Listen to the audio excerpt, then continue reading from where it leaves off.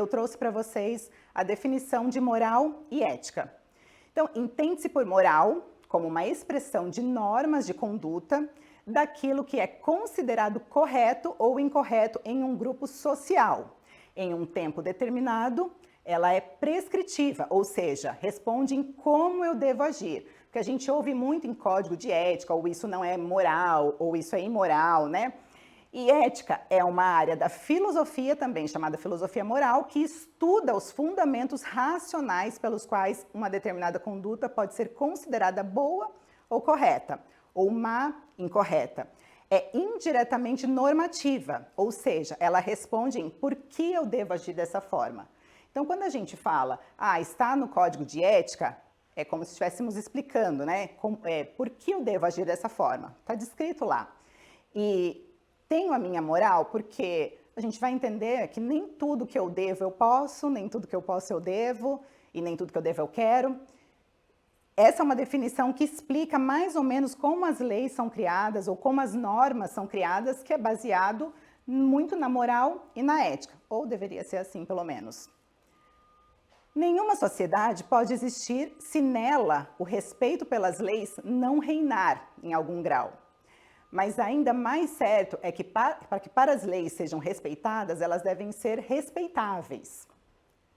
Quando a lei e a moral estão em contradição, o cidadão se encontra entre a cruel alternativa de perder a noção da moral ou perder o respeito pela lei. E isso vem acontecendo muito na sociedade, a gente vê hoje em dia. Que são dois infortúnios igualmente grandes, entre os quais é difícil escolher. Devo seguir a lei, mesmo que isso fira a minha moral? Né? Então, a gente precisa respeitar as leis, mas ela também tem que estar de encontro com o que nós consideramos moral, ou o que a sociedade impõe como moralidade. E aí eu trouxe aqui, como eu falei para vocês, que tem na Constituição Federal, que o exercício de qualquer trabalho, ofício ou profissão no Brasil é livre. Segundo dispõe o artigo 5º, inciso 13 da Constituição Federal. Entretanto, este mesmo artigo determina que devem ser atendidas as qualificações profissionais que a lei estabelecer. Trata-se, portanto, do que chamamos em direito de norma de eficácia contida, ou seja, contida por leis infraconstitucionais que regulamentam o exercício profissional. Bruna, não entendi. Quer dizer que você pode exercer toda e qualquer profissão desde que você respeite as leis estabelecidas. No caso do médico, ele não pode só se formar médico e sair atendendo. Ele tem que se registrar no conselho de classe, assim como outras profissões também. Então, desde que você obedeça ao que é estabelecido em lei, ela é livre. E aí, então, por que a gente tem o Conselho de Medicina? Por que existe o Conselho de Medicina? Qual é o papel do Conselho de Medicina?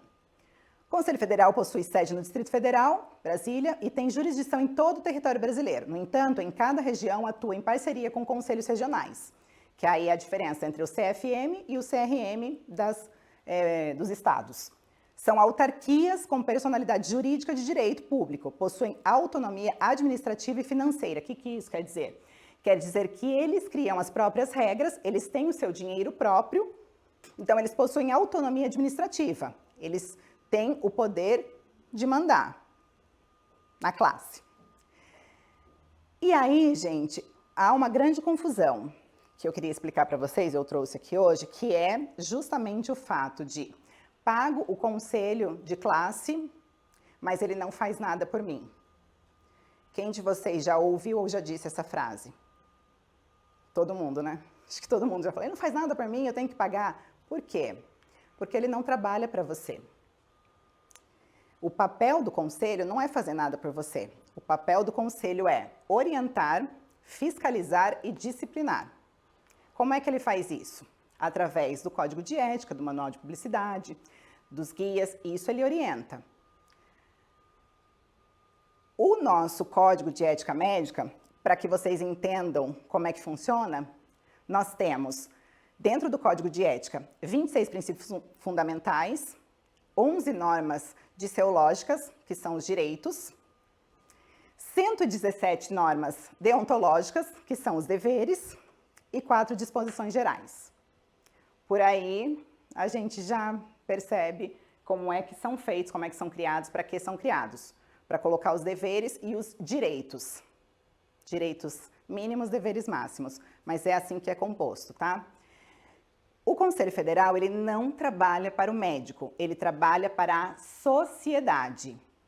Para que fique mais fácil de entender, aqui eu coloquei, é como se nós somos a sociedade, o médico é o motorista, a medicina é o carro, que é o meio por qual conduz, e o conselho é o guarda. O guarda de trânsito, quando ele para um motorista que está cometendo uma infração, ele não trabalha para o motorista, ele não está fazendo um favor para o motorista, ele está fazendo o trabalho para a sociedade, parando o condutor desse carro que coloca a vida da sociedade em perigo. Então, fazendo uma analogia, é mais ou menos assim que funciona. Vocês, médicos, são o motorista, o guarda de trânsito é o conselho e o carro é a medicina. Então, para isso que os conselhos foram criados, para que eles possam fiscalizar o trabalho do médico para a sociedade, para que a sociedade seja beneficiada.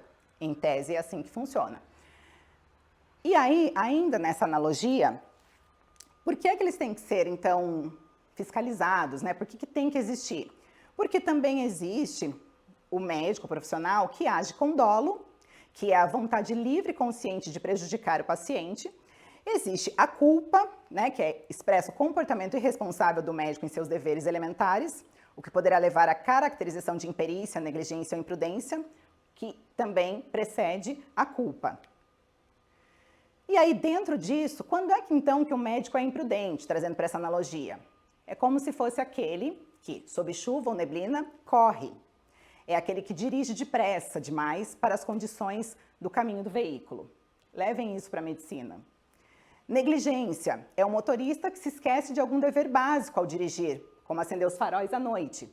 Ou num pronto-socorro, de repente, é o médico que não usa luva, esquece de fazer asepsia, né? E imperito é aquele que não sabe dirigir. É aquele que exerce determinada função sem ter o conhecimento necessário.